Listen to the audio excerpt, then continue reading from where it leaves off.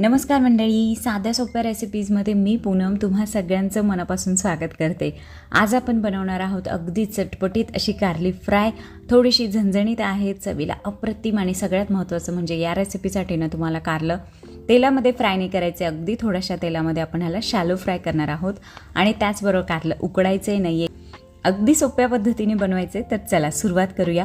मी ते 2 मीडियम साईजची कारली स्वच्छ धुवून पुसून आणि अशा प्रकारे पातळ स्लाइसमध्ये कट करून घेणार आहे। सगळी कारली कट करून घ्यायची आणि आणखी काय काय साहित्य लागणार आहे ते सुद्धा पाहून घेऊयात। आपल्याला लागणार आहे एक मीडियम साईजचा कांदा आणि एक टोमॅटो जो की आपण स्लाइसमध्ये कट करून घेतलेला आहे। त्यानंतर थोडीशी कोथिंबीर, कढीपत्त्याची पानं आहे, हिरवी मिरची 2 ते 3, लसणाच्या पाकळ्या 7-8 आणि एक छोटी वाटी भरून भाजलेले शेंगदाणे यांचं आपण वाटण बनवून घेणार आहोत जाडसर। हे आपण बाजूला ठेवून घेऊयात आणि चला आता सगळ्यात अगोदर आपण कारलं जे आहे ना ते छान तेलामध्ये परतून घेणार आहोत। साधारणतः 1 चमचाभर तेल मी घातलेलं आहे आणि त्यामध्ये ही कारली साधारणतः 10 मिनिट लागतात या प्रोसेसला।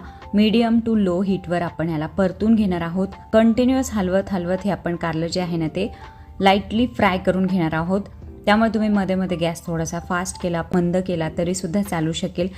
तर तुम्ही बघू शकता आपलं कारलं जे आहे ना ते मस्तपैकी ब्राउनिश व्हायला लागलेलं आहे। या स्टेजला मी ह्याच्यामध्ये साधारणतः पाव चमचा मीठ घातलेलं आहे। आत्ता थोडंसं मीठ घालायचं आहे आणि परत आपण फोडणी जेव्हा देऊ ना तेव्हा थोडंसं मीठ घालायचं आहे। तर कारलं मस्तपैकी आपलं फ्राय झालेलं आहे। अशा प्रकारे आपण जर कारलं परतून घेतलं ना तर आपल्याला कारलं उकडून घ्यायची गरज नाही आहे। फ्राय केल्यामुळे कारल्यातला कडूपणा कमी होतो आणि त्याचबरोबर कारलं शिजून सुद्धा निघतं। तर हे जे फ्राय केलेलं कारले ते आपण बाजूला ठेवून घेऊयात। आता मी दुसरी कढई तापायला ठेवलेली आहे, त्यामध्ये 1 चमचाभर तेल गरम केले, मोहरी अर्धा चमचा, 1 चमचा जिरे घालायचे आहेत। दोन्ही छान तडतडलं की त्यामध्ये पाव चमचा हिंग घालून घेऊयात आणि स्लाइसमध्ये कट करून घेतला कांदा घालायचा आहे। कांदा छान परतून घ्यायचा आहे।